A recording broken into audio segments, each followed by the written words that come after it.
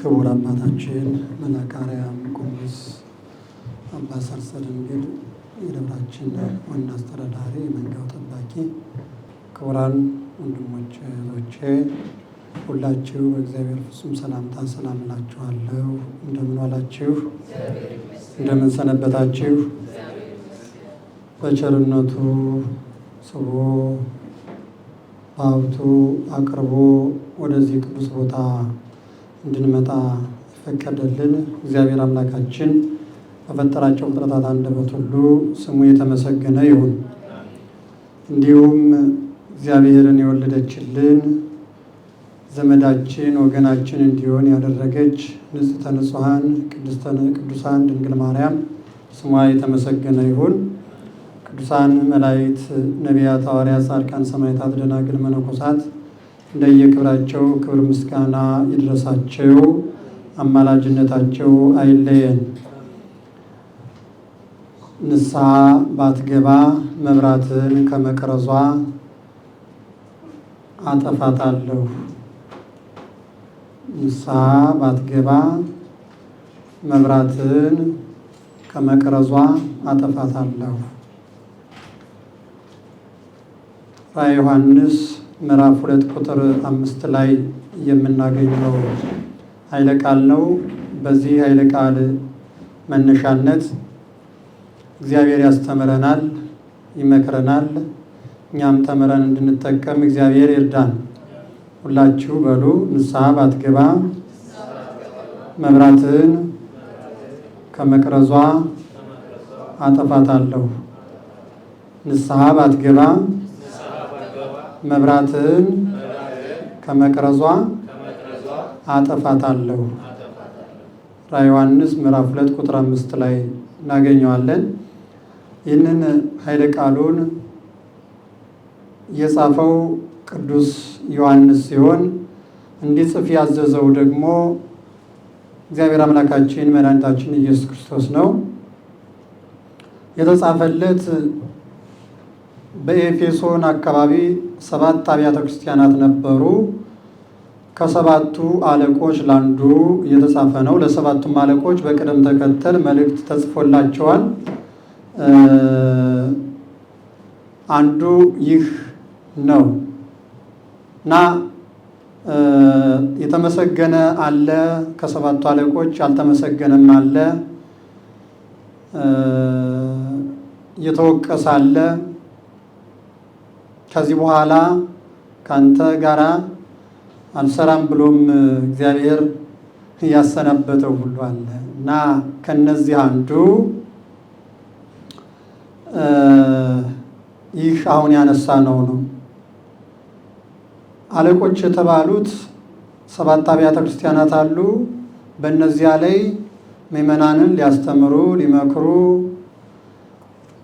ሊያቆርቡ፣ ሊያጠምቁ የተሾሙ አባቶች ሲሆኑ 7ቱም ያስተማራቸው የሾማቸው ዮሐንስ ወንጌላዊ ነው። እነዚህ ሰዎች በመጀመሪያ ለአብያተ ክርስቲያናቱ ሲሾሙ እግዚአብሔርን የሚፈሩ፣ እግዚአብሔርን የሚያገለግሉ፣ ለሕዝቡ የሚራሩ፣ ሕዝቡን የሚያስተምሩ፣ ቢቸገር የሚያጽናኑ፣ ቃለ እግዚአብሔሩንም ስጋዊውም ነገር እንዳይጠፋበት በስጋው እያጽናኑ ለነፍሱ የሚጠቅመውን ቃለ እግዚአብሔር እያስተማሩ ቆይተው ነበረ እና ከተወሰነ ጊዜ በኋላ በሁሉም ላይ ፈተና መጣባቸው እና ሁሉም በፈተና ወደቁ። ከሰባቱ አንዱ ሲመሰገን፣ ሌሎቹ ግን ተነቅፈዋል።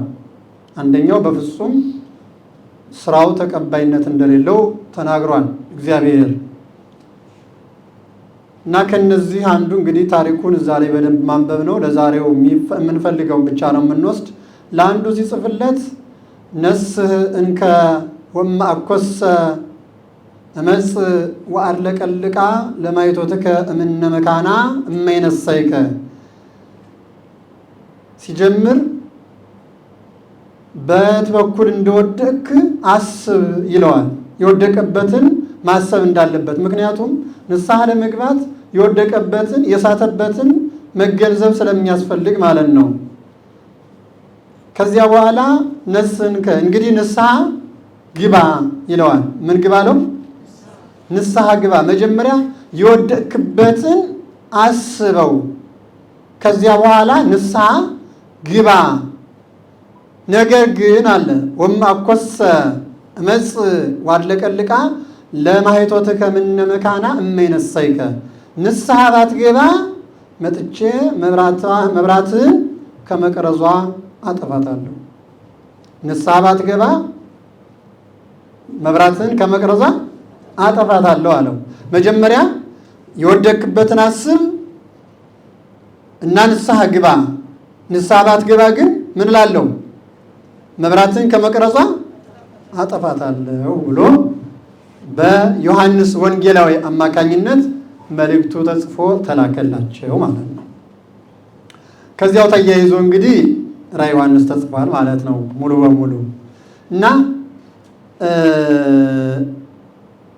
ንስሐ የሚለው ለመጀመሪያ ምንድን ነው ትርጉሙ? ንስሐ የሚባለው ነስሐ ተጸጸተ፣ ተመለሰ የሚል ትርጉም ሲኖረው በግሱ ንስሐ መጸጸት፣ መመለስ፣ መቆርቆር የሚለውን ሐሳብ ይሰጠናል ትርጉሙ ማለት ነው። ስለዚህ ንስሐ የሚባለው መጸጸት ነው።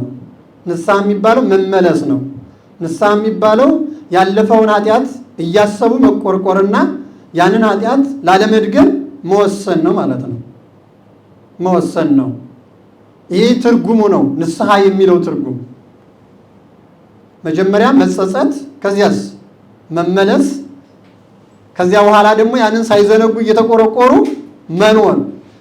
ጌታችንም በቅዳሴው ሲናገር ዘወድቀ በኃጢአት ኢይርሳ እስመ ዘኢይትረሳ፣ እመቦ ዘወድቀ በኃጢአት ኢይርሳ እስመ ዘኢይትረሳ፣ በኃጢአት የወደቀ ሰው ቢኖር አይርሳ የማይረሳ ነውና ያለው ለዚህ ነው። ለምን? ያንን አስቦ ነው ንስሐ መግባት የሚቻለው። ካላሰብ ነው የወደቅንበትን ካላሰብ ንስሐ ልንገባ አንችልም። ንስሐ ልንገባ አንችልም። ስለዚህ ንስሐ መጸጸት፣ መመለስና ከዛ በኋላ ደግሞ ቀን በቀን ያንን እያሰቡ እየተቆረቆሩ ወደፊት ኃጢአት ላለመስራት እየተጋደሉ መኖር፣ ይሄ ንስሐ ይባላል ትርጉሙ ማለት ነው። ንስሐ የሚለው ስለዚህ የሰው የታዘዘው መጀመሪያ የወደቅክበትን አስበው፣ በየትኛው እንደወደቅ የሳትክበትን አስብ፣ ከዚያ ንስሐ ግባ ብሎ ነው ያዘዘው። ንስሐ ካልገባ ግን መብራትን ከመቅረዟ እወስዳለሁ ነው ያለው። አሁን እዚህ ላይ ቃል በቃል መብራት ከመቅረዟ ማለት መብራት የተባለ ለኛ ለዛሬ የምንማረው ነፍስ ነች። በትርጓሜያችን ኤጲስቆጶስ ይላል። ሌላ 3 ትርጉሞች አሉት። እዚህ ላይ ግን ለዛሬ የምንፈልገው ነፍስ ነች። እቺ መብራት የተባለች መቅረዝ የተባለ ሰውነታችን ነው። ምናችን ነው አልኳችሁ? ስጋችን ነው። ስጋችን መቅረዝ ተብሏል። መብራት የሚበራው በመቅረዙ ላይ ነው። ሻማም እናበራው በሻማው ማስቀመጫ ላይ ነው አይደለ? መብራት የተባለ ሻማው ነው። ያ ማስቀመጫው ደግሞ መቅረዝ ነው። የኛ ሰውነታችን በመቅረዝ ሲመሰል መብራት የተባለች ደግሞ ነፍሳችን ናት። መቅረዙ በራሱ መብራት መሆን ይችላል? አይችልም። የኛ ስጋችንም በራሱ መንቀሳቀስ አይችልም። ያለ መብራቷ ያለ ነፍስ ሊንቀሳቀስ አይችልም። ነፍስ የተለየችው ስጋ ምንድን ነው? በድን ነው ማለት ነው። በድን ነው። ስለዚህ ንስሐ ባትገባ መጥቼ መብራትን ከመቅረዟ እወስዳለሁ፣ አጠፋለሁ ነው የሚለው። ነፍስህን ከስጋህ ለያለሁ። ከዚያ በኋላ ንስሐ ገብተህ ተጸጽተህ ተቆርቁረህ አዝነህ ቀኖናን ፈጽመህ ስጋውን ደሙን ተቀብለህ ገነት መንግስተ ሰማያት መግባት አትችልም። ከሞት በኋላ ንስሐ የለም። ስለዚህ ዛሬውኑ ምን በል ነው? ንስሐ ግባ። የእግዚአብሔር ቤተሰቦች ዛሬ ብዙዎቻችን ነገ እያል ንስሐ ሳንገባ ከእግዚአብሔር ጋር ሳንገናኝ ሳንታረቅ እድሜያችን እየሄደ ነው። አንዳንዱማ የሚገርማችሁ ጨርሼ እናዘዛለሁ የሚል አለ። ቆይቼ ሙሉ በሙሉ ጨርሼ እናዘዛለሁ፣ ዝሙቱንም ስርቆቱንም የውደቱን ሁሉ ስፈጽም አንድ ጊዜ እናዘዛለሁኝ ይላል። ይህ በጣም አስቸጋሪ ነገር ነው። እውነት ለመናገር በጣም አስቸጋሪ ነው። የምንሞትበትን እናውቀዋለን? አናውቅም። ሰው የሚሞትበትን ቀን እኮ አያውቅም። ዛሬ ይጠራ፣ ነገ ይጠራ። እንደውም በሰዓት ከፋፍሎ ነው ጌታ በማቴዎስ ወንጌል ምዕራፍ 24 ላይ ያስተማረን። ማታ መጣ፣ መንፈቀ ሌሊት መጣ፣ ጠዋት መጣ፣ አታውቁምና ተዘጋጅታችሁ በቃ። ያለ ንስሐ ሕይወት፣ ያለ ንስሐ ገነት፣ ያለ ንስሐ መንግሥተ ሰማያትም አይገኝም።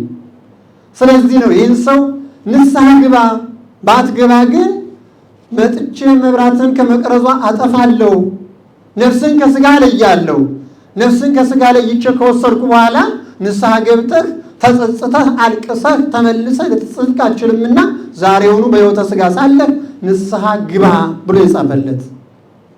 እንግዲህ ንስሐ ትርጉሙ መጸጸት፣ መመለስ እና ከዛ እየተቆረቆሩ እያዘኑ መኖር ከሆነ የመጀመሪያው መጸጸት ነው። ይህንን በሉቃስ ወንጌል ምዕራፍ 15 ላይ 3 ምሳሌዎች ተመስለዋል። እንደምታውቁት የጠፋው ልጅ አለ፣ የጠፋው በግ አለ፣ ከዚያ ደግሞ የጠፋ ድሪም፣ የሴቷ ሀብል። እነዚህ ሁሉ በኃጢአት የጠፉ ሰዎችን የሚወክሉ ናቸው። ለመጀመሪያው አዳምን ነው የሚወክሉ። ከዚያ በኋላ ማንኛውን ኃጢአተኛ ይወክላሉ። እዚህ በምሳሌው መሰረት በበግ የተመሰለው ሳያውቅ በሰዎች ተታሎ ባዝኖ የሄደ ነው። በግ የሚያውቀው ጉዳይ የለውም። ከመንጋው ተለይቶ ባዝኖ ይሄዳል ሳያስበው። እጠፋለሁ ብሎ እኮ አይደለም የሚያስበው እሱ። ዝም ብሎ ከዛ እንደተለየ ይቀራል። ከዛ ታላዮች ወይም ሌቦች ይወስዱታል፣ በጉን ማለት ሌቦች ይወስዱታል። የዚህ ምሳሌ ያልተማረ በመሆኑ ሳያውቅ ሳይረዳ ወደ ቤተክርስቲያን መጥቶ የሚጠቅመውና የሚጎዳው ከእግዚአብሔር ጋር የሚያገናኘውን ሳይማር በመቅረቱ ዝም ብሎ በከተማ የሚቀረው ሰው ኃጢአተኛ ሰው ነው። ይሄ አስተማሪ በማጣቱ ባለመመከሩ፣ ራሱም እንደ ሰውነቱ ወደ ቤተክርስቲያን ባለመምጣቱ፣ ፈላጊም ስለሚያስፈልገው ፈላጊም በማጣቱ የጠፉ ኃጢአተኞች ሰዎች ምሳሌ ነው የበጉ ምሳሌ። በዚህ ምክንያት ብዙ የጠፉ ሰዎች አሉ። እውነት ለመናገር ብዙ ናቸው። ፈላጊ ማጣታቸው፣ እነሱም ከእውቀት በመጉደላቸው፣ እግዚአብሔርን ባለመፈለጋቸው ጠፍተው የቀሩ ብዙዎች ናቸው። ዛሬ በየሰፈሩ በየትኛውም ቦታ ብትሄዱ በኃጢአት የወደቀ ነው የሚበዛው። ሲጨፍር የሚያድረው ነው። በግብረ ሰዶም የተያዘውን ታገኙታላችሁ። በማይገባ ነገር ተይዞ ነው የምታገኙት። ይሄ ሁሉ ልክ እንደዚህ እንደበጉ ሳያውቅ የጠፋ ነው፣ ሳይረዳ የጠፋ ነው። ነገር ግን ቅዱስ ጳውሎስ እንደተናገረ በሮሜ መልእክቱ ምዕራፍ 2 ላይ ያወቀው በማወቁ ሲፈረድበት፣ ያላወቀውም በተሰጠው የሞራል ሕግ ወይም በልቡና ሕግ ተመርቶ እግዚአብሔርን ባለማመኑና ወደ ጽድቅ ባለመምጣቱ ይጠይቃል። ሁለቱም ተጠያቂዎች ናቸው። ከጥያቄ ሊያመልጥ የሚችል ሰው የለም። መጠየቅ አለበት፣ መምጣት አለበት፣ አባቶቹን መፈለግ አለበት። የቀናውን ከጎበጠው ለይተው የሚያሳዩ፣ ጽድቁን ከኃጢአቱ ለይተው የሚያመለክቱ አባቶቹን መጠየቅ አለበት። ባለመጠየቁ በተቻለ መልኩ ደግሞ አባቶችን ባለመፈለጋቸው ወይም ቤተክርስቲያን ባለመፈለጓ ጠፍቶ የሚቀረው ባዝኖ የሚቀረው እንደ በበጉ ተመስሏል። ድርሙ ወይም የሴቷ ጌጥ የጠፋው እዛው ቤት ውስጥ ነው። ቤት ውስጥ ነው። ቤት ውስጥ የጠፋውን ድሪም ቤቱን ጠርጋ በቆሻሻ ውስጥ ፈልጋ አገኘችው ይላል። እዚሁ ቤቱ ሆነንም በኃጢአት ይጠፋናል። የሚገርማችሁ ቆራቢ ሆኖ የሚያማለ የሚዋሻለ ምን የማይሰራ ቆራቢ ነው እዚሁ ቤቱ ያለ ማለት ነው ቤቱ። ነገር ግን በቆሻሻ ውስጥ ተደብቋል። በቆሻሻ ውስጥ ነው ተደብቆ ያገኘችው ስትጠርግ ማለት ነው። እዚሁ ነው ሰው ስጋውን ደግሞ እየተቀበለ ከካህን ጋር እየተገናኘ ሁላችንም ማለት ነው ከላይ እስከታች ምዕመናንን ብቻ አይደለም እዚህ የሚያካትተው ሁሉም በቤቱ ነው ያለነው። ግን በቤቱ ሆነን ቆሻሻ የተባለ ኃጢአት በእኛ ላይ ተደፍቶብናል። እንደዚያ ያንን ነው ጌታችን ሊያመለክት የተናገረው በቤቱ። ከዛ ፈልቃ ጠርጋ ያንን ውጭ ላይ ወጣችና ስትፈልግ አገኘችው። ይሄ ፈልጎ ማግኘት የቤተ ክርስቲያን ጉዳይ ነው። ተፈላጊው ደግሞ ሲፈለግ እሺ በእጅ ብሎ መምጣት አስፈላጊ ነው። በድርሙ የተመሰለ በኃጢአት የወደቀ በቤቱ ግን እያለ በኃጢአት የወደቀ በቤቱ እያለ ማኅሌትም ይቆማል፣ ይቀድሳል፣ ይቆርባል፣ ያስቀድሳል። ነገር ግን ሕገ ትጋተ እግዚአብሔርን የማይጠብቅ ኃጢአት የተጠራቀመበት ሰው ድርሙተን በድርሙ ተመስሏል። የእግዚአብሔር ሰዎች ሶስተኛ ያ የጠፋው ልጅ ነው። የጠፋው ልጅ እዚሁ ሉቃስ ወንጌል 15 ላይ ነው ያሉት ሶስቱ ምሳሌዎች። ይሄኛው ደግሞ ከአባቱ የሚደርሰኝን ስጠኝና ታናሽ ልጅ ነው ለአባቱ የሚደርሰኝን ስጠኝና ልሄዳል። ከዛ አባቱ የሚደርሰውን ከፍሎ ሰጠውና ከተማ ሄዶ ከዘማውያንና ከሌቦች ከወንበዴዎች ጋር ጠጣበት፣ በላበት፣ ሳንቲሙን ጨረሰ። ልብ በሉ የእግዚአብሔር ሰዎች። ከአባቱ ከወንድሙ ከቤተሰቡ ተለይቶ ገንዘቡን ይዞ ሄዶ ከዘማውያን ጋር ጨፈረበት፣ በላበት፣ ጠጣበት። ሲያልቅ የሚበላው ሲያጣ ሄዶ እሪያ ጠባቂ ተቀጠረ። እሪያ ጠባቂ ተቀጥሮ ደግሞ የሚበላው የሚጠጣው አጣ። ወፈቀደ ይስየሰይ መረጽራ ዘይስየሰዩ አይሩ። እሪያዎቹ ከሚበሉት ጠረን ቃሞ ሊበላ ይፈልግ ነበረ። ወከልእዎ ነገር ግን ከለከሉት እንዳይበላ። እሪያዎቹ አሳማዎቹ ከሚበሉት እንኳን ከለከሉት እንዳይበላ። ለምን? የራሱን አጥፍቷላ፣ ባዶውን ነው። ይህ የኃጢአተኛ ሰው ምሳሌ ነው። የእግዚአብሔር ሰዎች ከእግዚአብሔር ከአባታችን ወጥተን ከሄድን በኋላ በዚያና ዘማውያን ሌቦች ወንበዴዎች የተባሉ አጋንንት ናቸው። እኛን ቀጥቅጠው ክብራችንን ያን ገንዘብ የተባለው ክብሩ ነው፣ ሃይማኖቱ ነው፣ ልጅነቱ ነው። ያንን ወስዶ አጠፋው ማለት አጋንንት ባዶ አደረጉት፣ ልጅነቱን አስጣሉት፣ ከእግዚአብሔር ክብር እንዲራቆት ሆነ። ልክ አዳም ከገነት ሲወጣ አዳም ገነትን ያህል ቦታ እግዚአብሔርን ያህል ጌታ አጥቶ ልጅነቱንም አጥቶ ከክብር ተዋርዶ እንደወጣው ማለት ነው። ሲጀመርም አንዱ ዋናው ምሳሌ አዳም ነው። ከዚያ በኋላ ነው ሁሉንም ኃጢአተኛ የሚወክል ይህ ሰው። በዚህ ጊዜ መጀመሪያ ላይ የመጣለት ሀሳብ መጸጸት ነው። ምን አልኳችሁ? ንስሐ ማለት ምንድን ነው ያልኳችሁ? የመጀመሪያ ትርጉም መጸጸት ነው። እና እዚያ እሪያዎቹን እየጠበቀ የሚበላው ሲያጣ ትዝ አለው የአባቱ ቤት። ምን አለው? ትዝ ይለናል አይደል? አሁን በዚህ በስደት በተለይ ያለ ሰው ትዝ ይላል። እዛ ሰፈሩ ቀየው ሁሉ ሲታሰብ እናት አባት ሁሉ ሲታሰብ ትዝ ይላል። እሱ ደግሞ በችግር ነው ያለ። ትዝ አለው። በዚህ ጊዜ እንዲህ ብሎ ተጸጸተ። በአባቴ ቤት ሰራተኞች እንኳን ጠግበው እየዋሉ እንዴት እነዚህ እራባለሁ እጠማለሁ? ስለዚህ አለ ሂጄ አባቴን በሰማይም በምድርም በድያለሁ ይቅር በለኝ ብዬ ከእግሩ ስር ወድቃለሁ። ከዚያም አባቴ እንደ ልጅ ሳይሆን ከባሪያዎች እንዳንዱ ቁጠረኝ ብዬ ለምነዋለሁ አለና ተጸጸተ። ንስሐ የመጀመሪያው መጸጸት ነው። መጸጸት ሰው ኃጢአት ሰርቶ ዋሽቶ ካልተጸጸተ፣ ሰርቆ ካልተጸጸተ፣ አምቶ ካልተጸጸተ እንዴት ሊሆን ይችላል? በጣም ከባድ ነው። ሰይጣን እንደ ቀላል ኃጢአት ነው የሚያስቆጥረን እኒህን ነገሮች። ወሐሰት ርእሰ አመፃ፣ ውሸት ያመፃ ራስ ነው እያለ መጽሐፍ እኛ ስንዋሽ እንደ ቀላል በሞባይላችን ሄሎ እዚህ ነኝ የሌለንበት ሰውየው እየፈለገን ደርሻለሁ ሳንደርስ እያልን እየዋሸን ያለማምደናል ሰይጣን ማለት ነው። ያለማምደናል። ከዛ ተጸጸተ፣ አለቀሰ።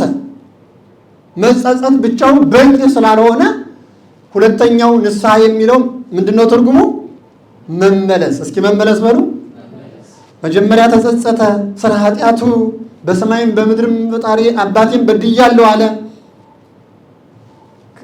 ከዚያ በኋላ ተመለሰ። ሁለተኛው ተመለሰ።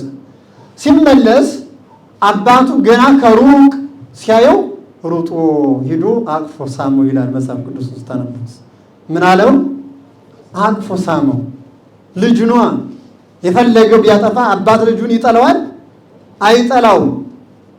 ከዚያ አቅፎ ከሳመው በኋላ ምን እንዳለ ታውቃላችሁ? ሰራተኞቹን ጠራና ሜሉን ጌቹን ረዱ። በመጀመሪያ ቀለበት አድርጉለት፣ ጫማ ቀይሩለት፣ አድርጉለት፣ ልብስ ቀይሩለት፣ ገላውን እጠቡት። ሜሉን ጌቹን ረዱ። ንብላ ወንስተይ፣ እንብላ እንጠጣ፣ ደስ ይበለን። ይሄ ልጅ ሙቶ ነበረ ተነስቷል፣ ጠፍቶ ነበረ ተገኝቷል። ስለዚህ እንብላ እንጠጣ፣ ደስ ይበለን አለ ይላል። ይህ እንግዲህ በምሳሌ የተነገረ ነው። አባት የተባለ ማን ነው? እግዚአብሔር። ምን ብሎናል? አባታችን ሆይ በሉን አላለም እንዴ? ማቴዎስ ወንጌል ምዕራፍ 6:9 ላይ አባታችን ሆይ ቤት የምትኖር በሰማያት የምትኖር ስምህ ይቀደስ በሉኝ ብሏል። እንደ እግዚአብሔር ያለ አባት እኮ የለም። እውነት ለመናገር አንድ ክንድኛ አንድ እርምጃ ስንራመድ እሱ 12 እርምጃ መጥቶ የሚያቅፈን የሚቀበለን ያንንም ያለፈውን ሳይቆጥር እንዳልነበረ ትቶ መጥቶ ዛሬ ሰው ይቅር ቢለን ያንን ቆጥሮ እንዲህ አድርጎ በድሎኛል እንዲህ አድርጎ በድሎኛል ካስቆጠረ በኋላ ነው ተናግሮ ሲጨርስ ነው። እግዚአብሔር ግን ይሄንን በድለኛል ነገር ግን ትቼልሃለሁ አይልም። በቃ ዝም ብሎ መተው ነው። አይቆጥርም፣ አያሸማቅቅም።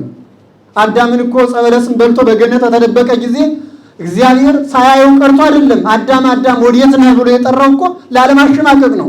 የንስሐ ትምህርትን ሲያስተምረው ነው። ፍቅር መሆኑን ሲያስረዳው ነው። ቢጠራ ና እዚያ ምን በልተህ ነው አንተ የተደበቀው ጸጋ ተገፎ ቢለው ኑሮ የአዳምን አእምሮ አስቡት እንዴት እንደሚፈራ እንደሚሸማቀቅ። ንስሐን አስተማረው። አዳም ወዴት ነህ ሲለው ፈርቼ በበለስ ቅጠል ስር ተደብቄአለሁኝ። በራሱ ጊዜ ንስሐ እንዲገባ አደረገው፣ እንዲናገር በፍቅር ስቦ ያለበትን ያላወቀ መስሎ የሚያውቅ እግዚአብሔር ዋልቦ ዘይሰወር ምንየው ምንም የሚሰወር የሌለው እግዚአብሔር ግን ወዴት ነህ አዳም ብሎ እያወቀ ያለ የተደበቀበትን ሲጠራው በራሱ ጊዜ ምን አለ? ንስሐ ገባ። አትብላ ያልከኝን ዕፀ በለስ በልቼ ራቁቴን ስለሆንኩ ፈርቼ የበለስ ቅጠል ስር ተደብቄአለሁኝ። ንስሐ ማለት እሱ ነው። ሳይሸሽጉ ሳይዋሹ ሳይረሱ መናገር። ምን አልኳችሁ? መናገር። ከዚያ ይህም እግዚአብሔር አባታችን ስለሆነ ተመልሶ ሲሄድ ጌታ እግዚአብሔር አሁን እኛው ወደ ንስሐ በምክር በካህኑ አማካኝነት ልንናዘዝ እንጸጸታለን። መመለስ ወደ ካህኑ ወደ ቤተ ክርስቲያን ስለሆነ የምንመጣው በምሳሌው መሰረትነት ከዛ ወደ ካህኑ ስንመጣ እግዚአብሔር በካህኑ አማካኝነት እኛን ምን ይለናል? ይቀበለናል። በለው እስኪ ይቀበለናል። ደስ ብሎት እሱ ብቻ አይደለም እኮ የሚገርማችሁ በሰማይ ያሉ መላእክት ሁሉ ምን ይላቸዋል ነው? አንድ ንስሐ በሚገባ ሰው የሰማይ መላእክት ምን ይላቸዋል? ደስ ይላቸዋል። እኛ ኃጢአት ስንሰራ ዲያብሎስ ከነሰራዊቱ ደስ ይሰኛል። እሰይ ወደ ሲኦል የሚወርድ አንድ ሰው አገኘው ብሎ ይደሰታል። ንስሐ ስንገባ ኃጢአታችንን ስንናዘዝ ወደ እግዚአብሔር ስንመለስ ደግሞ እነማን ደስ ይላቸዋል? መላእክት ደስ ይላቸዋል። በዚህ ጊዜ እነዛ ባሪያዎች የተባሉ መላእክት ናቸው። ጫማ አድርጉለት፣ ምግባረ ወንጌልን አስተምሩት። በኤፌሶን ምዕራፍ 6 ላይ ተስኢነነ ኃይለ ወንጌል ዘበሰላም የሰላም ወንጌልን ተጫንተን ይላል። ወንጌል ጫማ ትባላለች። እኛም ከማንኛውም ነገር የምትጠብቀን እንቅፋት እንዳይመጣን፣ የኃጢአት እንቅፋት እንዳይመጣን፣ የኃጢአት እሾህ እንዳይወጋን አድርጋ የምትጠብቀን ስለሆነ ወንጌልን ጫማ ይለታል መጽሐፍ ቅዱስ። ስለዚህ ጫማ አድርጉለት ማለት ወንጌልን አስተምሩት። ባለመማሩ ነው የሳተ፣ ባለመማሩ ነው እጄን ያልጠበቀ፣ ባለመማሩ ነው ወጥቶ ራሱን አባክኖ የነበረ፣ በኃጢአት የወደቀ ባለመማሩ ነው። ስለዚህ ምግባረ ወንጌልን አስተምሩት ይላል። አስተምሩት። ከዛ የንስሐ አባቱ ያስተምረዋል። ከባሪያዎች አንዱ የንስሐ አባት ስለሆነ ከአገልጋዮች ማለት ነው። ከዛ ቀለበት አድርጉለት ተባለ። ሃይማኖቱ ልጅነቱ ተመለሰለት። ምኑ ተመለሰለት? ያ የተወሰደበት በጥምቀት ያገኘው ልጅነት አጥቶት ነበር፣ ተመለሰለት። ልብስ አልብሱት ተባለ፣ ጸጋው ተመለሰ። እስመ አልበስከኒ ልብሰ ሕይወት ወልብሰ መድኃኒት፣ የድህነትና የሕይወት ልብስን አለበስከ፣ ጸጋው ተመለሰለት ማለት ነው። ጸጋው ተመለሰለት። ከዚያ በኋላማ ሜሉን ጌቹን ረዱ፣ እንብላ እንጠጣ፣ ደስ ይበለን። ይሄ ልጅ ሙቶ ነበረ ተገኝቷል፣ ጠፍቶ ነበረ፣ ሙቶ ነበረ ተነስቷል፣ ጠፍቶ ነበረ ተገኝቷል። ሜሉን ጌቹን ማለት ስጋውን ደሙን አቀብሉት ተባለ። አያችሁ፣ ሰው በድሎ ይጸጸታል። ከዛ ይመለሳል።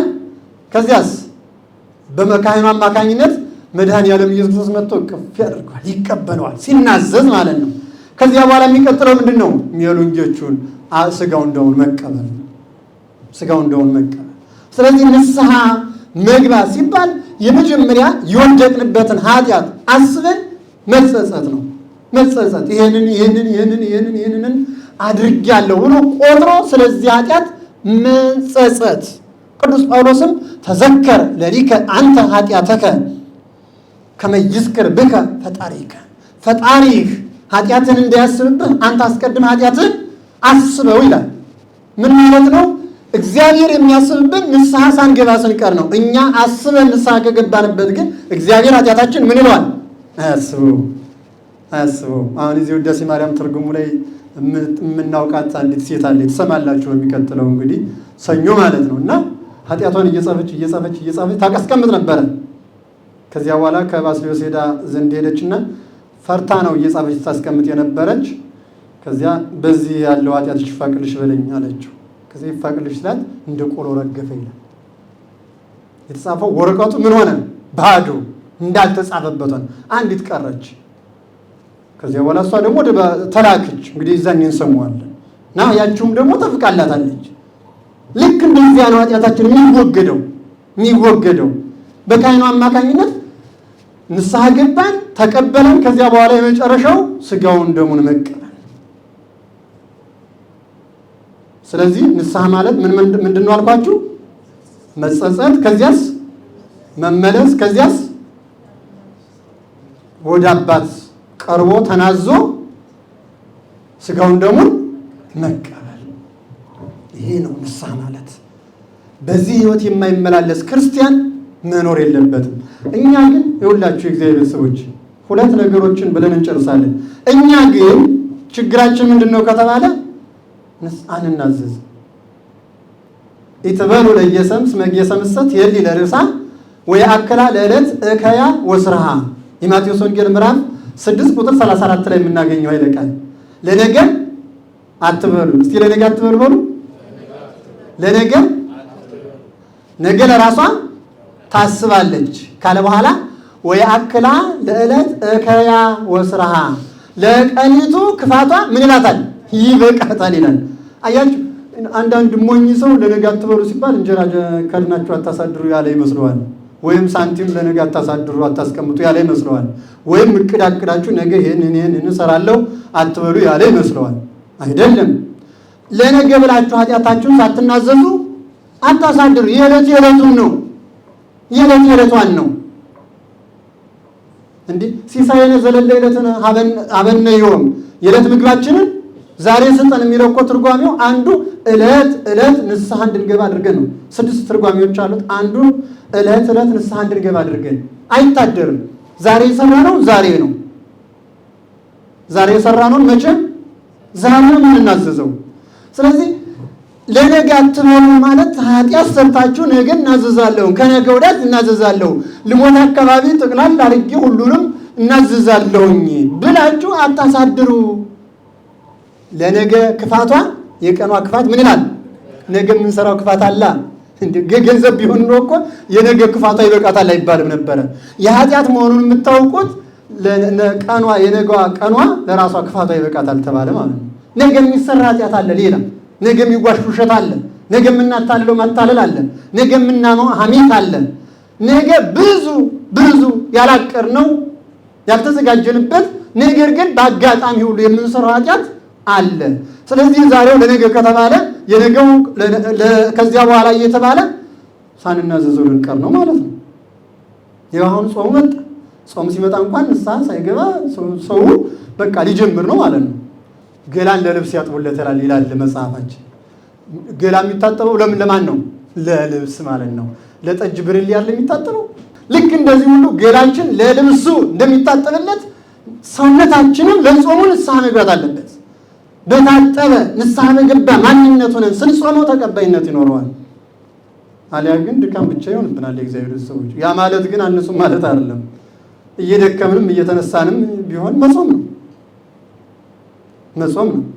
ስለዚህ ለነገ አትበሉ ተብሏል። ንስሐ መጸጸት ከሆነ መመለስ ከሆነ ከእግዚአብሔር ጋር መገናኘት ከሆነ ታዲያ ለመቼ ነው የማትጸጸቱት? ለነገ ነው ወይ የምታስቡት? ለነገ አትበሉ። ጸጸቱን ዛሬ ተጸጸቱ። መመለሱን ዛሬ ተመለሱ። ከካህኑ ጋር ዛሬ ተገናኙ። ለነገ ብላችሁ አታሳድሩ። ምክንያቱም ትናንት ታሪክ ነው፣ ዛሬ ያው በእጃችን የተያዘ ነው። ነገ ደግሞ ተስፋ ነው። ነገ ላንኖር እንችላለን። ስለዚህ ኃጢአት መጸጸት፣ ንስሐ መጸጸት መመለስ ስለሆነ ለነገ ብለን ሳናሳድር ዛሬውኑ ተጸጽተን ዛሬውኑ ተመልሰን ዛሬውኑ ተናዘን ቀኖናችንን መቀበልና ስጋውን ደሙን መቀበል ያስፈልጋል። የእግዚአብሔር ሰዎች ቅዱስ ጳውሎስም በኤፌሶን መልእክቱ ምዕራፍ 4 ቁጥር 27 ላይ እንዲህ የሚል ቃል ይናገራል። ወዘይንበለ ይዕርብ ፀሐይ አቁረሩ መዓተክሙ። ከመጀመሪያው ሲጀምር ተምሩ ወተአብሱ ይላል። ተቆጡ ነገር ግን አትበድሉ ይላል። እስቲ ተቆጡ በሉ። አትበድሉ ምን ማለት ነው? ተቆጡ ማለት ሰው ሊያሳዝናችሁ ይችላል፣ ልትቆጡ ግን ትችላላችሁ። አትበድሉ ማለት ግን በዚያው ተቆጥታችሁ አትቁሩ ካለ በኋላ ወዘይንበለ ይዕርብ ፀሐይ አቁረሩ መዓተክሙ። ፀሐይ ሳይገባ መዓታችሁን አቁሩ፣ ቁጣችሁን አብርዱ። ፀሐይ ሳይገባ በሉ እስቲ ቁጣችሁን አብርዱ። ፀሐይ ሳይገባ ማለት ነገ እናዘዛለሁ ብላችሁ እንደተቆጣችሁ፣ እንደተጣላችሁ፣ እንደተቀየማችሁ አትደሩ። ዛሬውኑ ምን በሉ? ተናዘዙ። ዛሬውኑ ንስሐ ግቡ። ዛሬ ንስሐ ካልገባችሁበት አይሆንም። እንግዲህ የጌታ ቃልና የሐዋርያው ቃል ተመልከቱት። እንግዲህ ጌታ ለነገ አትበሉ፣ ሐዋርያ ቅዱስ ጳውሎስ ደግሞ ፀሐይ ሳይገባ ቁጣችሁን ምን በሉ? አብርዱ። ተመልከቱ የእግዚአብሔር ሰዎች፣ እኛስ የት ላይ ነው ያለነው? የኛ ህይወት ምንድን ነው? ራሳችንን እንመርምር። ለማህሎክሙ በሃይማኖት ህቱ ርእሰክሙ። በሃይማኖት ብትኖሩ ራሳችሁን መርምሩ ተብሏል። በሃይማኖት ያለ ሰው ራሱን ይመረምራል። በንዝላልነት አይኖርም ማለት ነው። ራሱን እየመረመረ የወደቀበትን እየተመለከተ እየተጸጸተ ንስሐ እየገባ ነፃ ነው። አይከፍልበት ነፃ። አሁን ገንዘብ የሚከፈልበት ቢሆን ኑሮ እውነት ለመናገር በቃ ወረፋ ይያዝ ነበር። ገንዘብ ስለማይከፈልበት ንስሐ ነፃ ስለሆነ የሚገባ የለም። ስጋው ደግሞ ነፃ ስለሆነ የሚቀበል የለም። በቃ ከስጋው ደግሞ የሚከለክል ኃጢአት ብቻ ነው የተባለ፣ ሌላ ምንም የሚከለክል ነገር የለም። ማንም ሴት አዳሪ ሆኖ እንዳዳሪ ሌላ ማንኛውም ይምጣ ንስሐ ከገባ መቀበል ይችላል። ነገር ግን ንስሐ መግባት አይፈልግም ሰው። ጠቅለል አድርጌ ቅድም እንዳልኩት ይላል ማለት ነው። ሞት የተቀልለናል እኮ የእግዚአብሔር ሰዎች። ለነገ ስንል ነገ እንኖራለን እንዴ? ለነገ ለመኖራችን ዋስትና የለንም። ስለዚህ ለነገ ተብሎ ኃጢአት አይሰወርም ወይም አይቀመጥም። መናዘዝ ያስፈልጋል ዛሬውኑ። ታዲያ ሌላው ምንድነው? ለማን እንናዘዝ? ንስሐ የምንገባ ማን ላይ ነው የሚለውን ማየት አስፈላጊ ነው። ንስሐ ለካህን ነው የሚነገረው። ለማን ነው አልኳችሁ? ለካህን ነው የሚነገረው። ይሄን ደግሞ በማቴዎስ ወንጌል ምዕራፍ 7 ቁጥር 3 ላይ ተጽፎልናል። ሁር ወአፍትን ርእሰከ ለካህን፣ ሂድ ራስህን ለካህን አስመርምር አሳይ ተብሏል። አሳይ። ስለዚህ ሰው ንስሐ የሚገባው በካህኑ አማካኝነት ነው።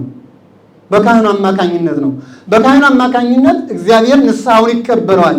በካህኑ አማካኝነት እግዚአብሔር ቀኖና ይሰጠዋል ማለት ነው። ቀኖና ይሰጠዋል። ከዛ ያ ሰው ንስሐውን ቆጥሮ አንድም ሳያስቀር ከተናገረ በኋላ ቀኖናውን ተቀብሎ ይሄዳል። ቀኖናውን ሲፈጽም መጥቶ ፍትሐ ዘወልድ ጸልዮ ወደ ስጋው ደግሞ ይሄዳል ማለት ነው። ስለዚህ የምንናዘዘው ከተጸጸትን በኋላ የምንመለሰው ወደ ቤተክርስቲያን ወደ ካህኑ ነው። ከዚያ በኋላ ከተናዘዝንና ለካህኑ በደንብ ቆጥረን ከነገርነው በኋላ ቀኖናችንን እንፈጽማለን። የረሳነው ቢኖርስ? ስንናገር ከረሳ ነው መልሰን መተን እንናዘዛለን። ተናገሩ እስቲ። መልሰን መተን ስለረሳነውም ኃጢአት ንስሐ እንገባለን። ስለረሳነውም ራሱ ኃጢአት ንስሐ እንገባለን። የሚገርማችሁ እንደዛ ይላል መጽሐፋችን። በመርሳታችን ለምን በኃጢአት የወደቀ ቢኖር አይርሳ የማይረሳ ነውና ተብሏል። በመርሳታችን ለመርሳታችን ለራሱ ንስሐ ይገባበታል። ስለዚህ የረሳነው ኃጢአት እንኳን ቢኖር ተመልሰን እንመጣና ለካህኑን እንነግረዋለን። ስለ መርሳታችንም አባቴ ረስቼ ነው ብለን ስለ ረሳነውም ንስሐ እንገባለን። ስለዚህ ለነገ ተብሎ ንስሐ ማሳደር አይቻልም። መናዘዝ አለብን። የምንናዘዘው ለማን ነው? ለካህኑ ነው። የእግዚአብሔር ሰዎች ለካህን ነው የምንናዘዘው። ለማንም አንናገርም። ለሌላ ሰው አይነገርም። ኃጢአት ለጓደኛም አይነገርም። ባል ለሚስት፣ ሚስት ለባል አይነገርም። ለማን ብቻ ይነገራል? ለካህኑ ብቻ። ይሄ ካህኑን ባናገኘውስ? ካህን ባናገኝስ? እንዴ እናገኛለን። ግድ ነው። በጣም አስቸጋሪና ጭንቅ ከሆነ በድሮ በደብዳቤ ነበረ። ዛሬ ግን በስልክ ልንናገር እንችላለን።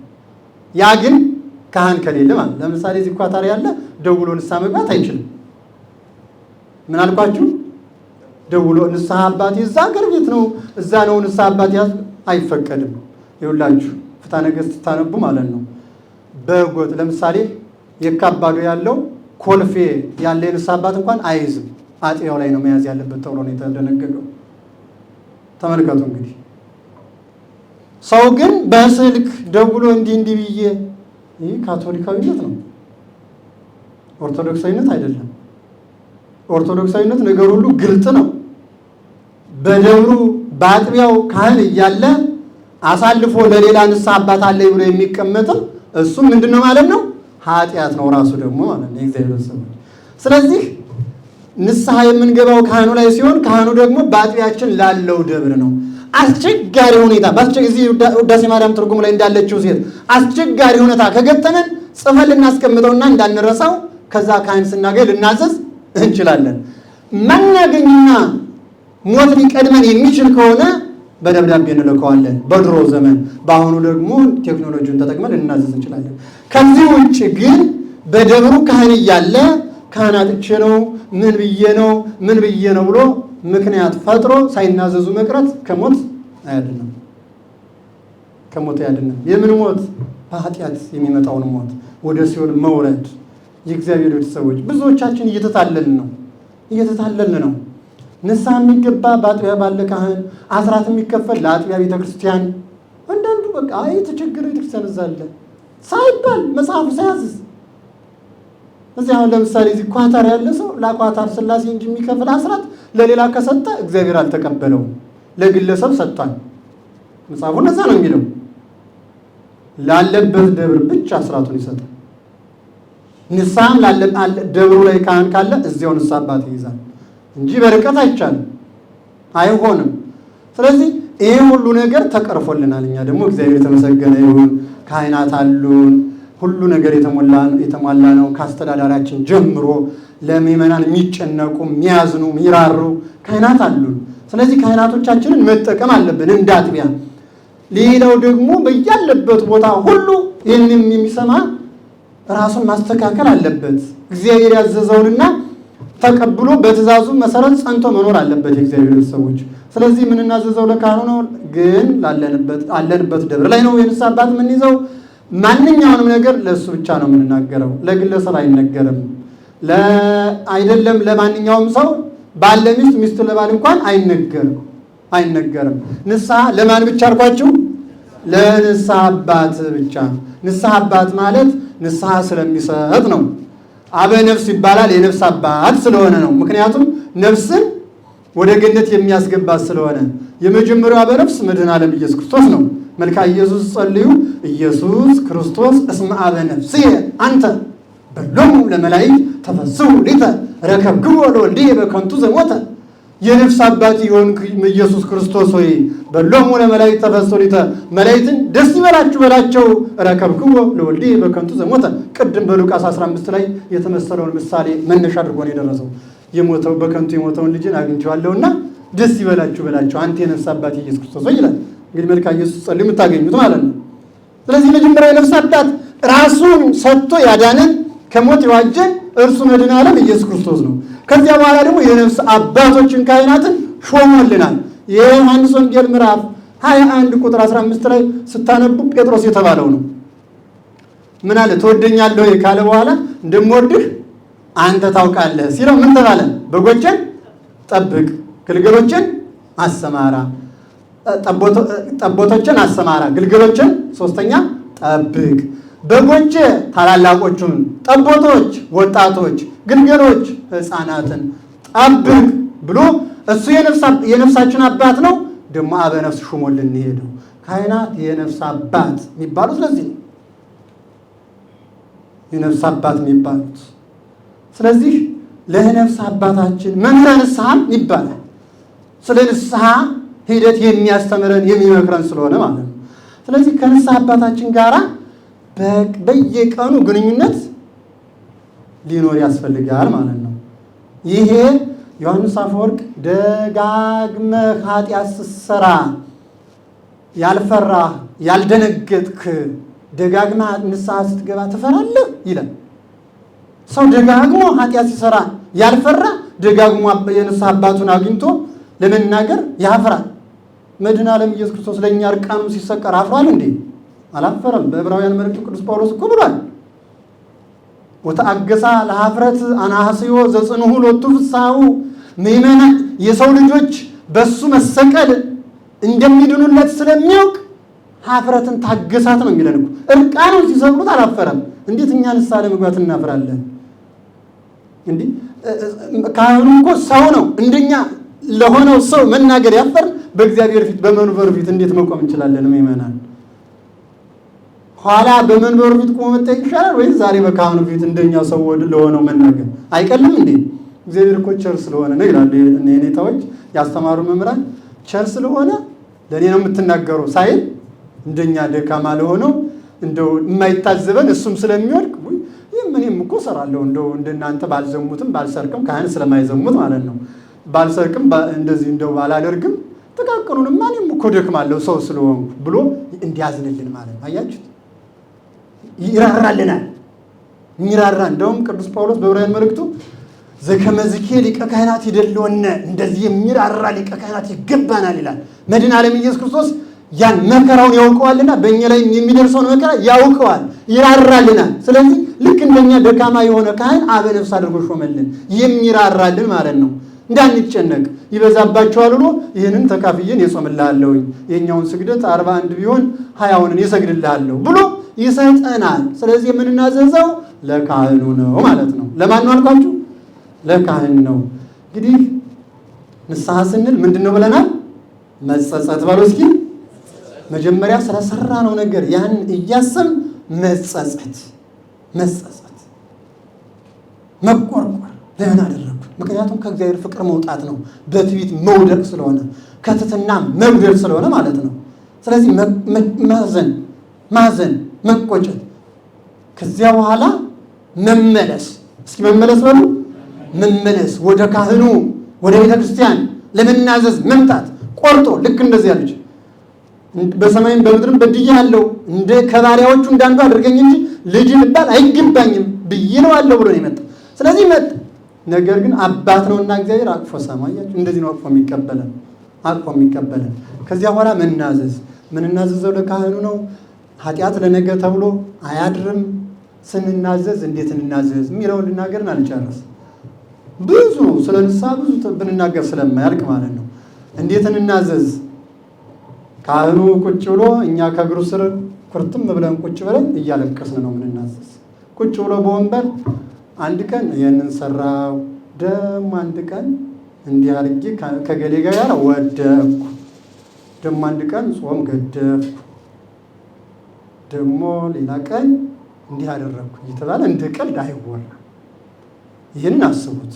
ያቺ ኃጥእት ማርያም የምትባለውን ታውቃላችሁ አይደል? የወንጌል ላይ የተጻፈችው ጌታ ከእግሩ ስር ኩርምት ብላ ወደቀችና ምን አደረገች? እያለቀሰች እግሩ በእንባዋ አጠበችው፣ ተናዘዘች።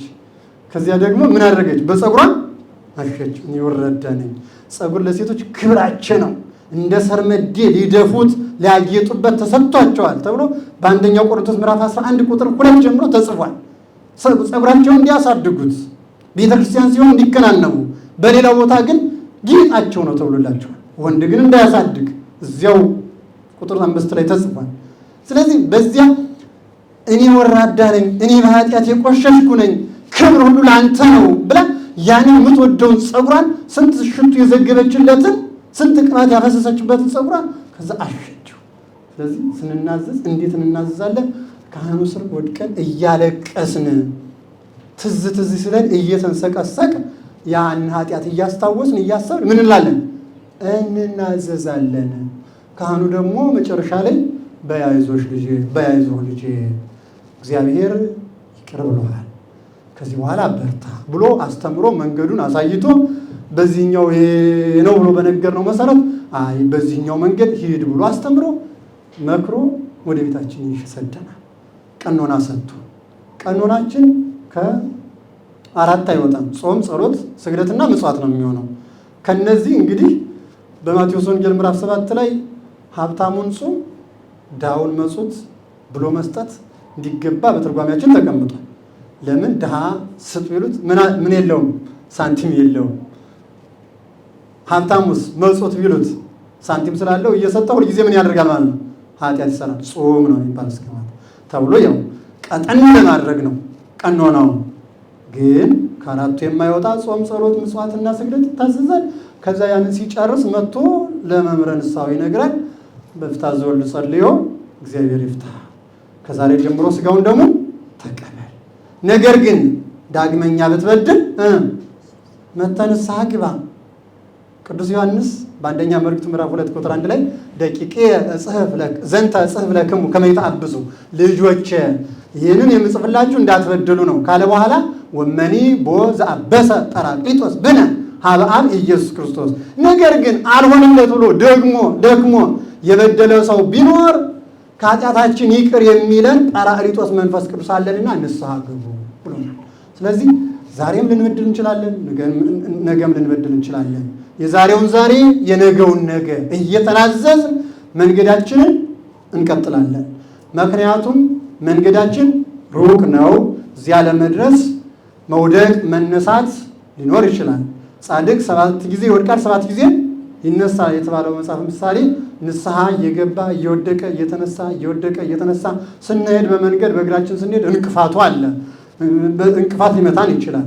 ያን ሁሉ ተቋቁመን መንገዳችንን ጠብቀን በቤተክርስቲያናችን ሕግ ጸንተን ንስሐ እየገባን ጾማችንንም ጾመን እግዚአብሔር ደስ የሚያሰኝ ፍሬ ምግባር በእኛ ላይ እንዲታይ እግዚአብሔር ይርዳን። ንስሐ ግባ። ንስሐ ካልገባህ መብራትን ከመቅረዟ አጠፋታለሁ። ስለዚህ ንስሐ ሳንገባ ነፍሳችን ከስጋችን እንዳትለይ ከወዲሁ ንስሐ እንግባ። ያስተማረን የመከረን የገሰጸን የአባቶቻችን አምላክ ስሙ የተመሰገነ ይሁን። ወስብሐት ለእግዚአብሔር። ይቆየን።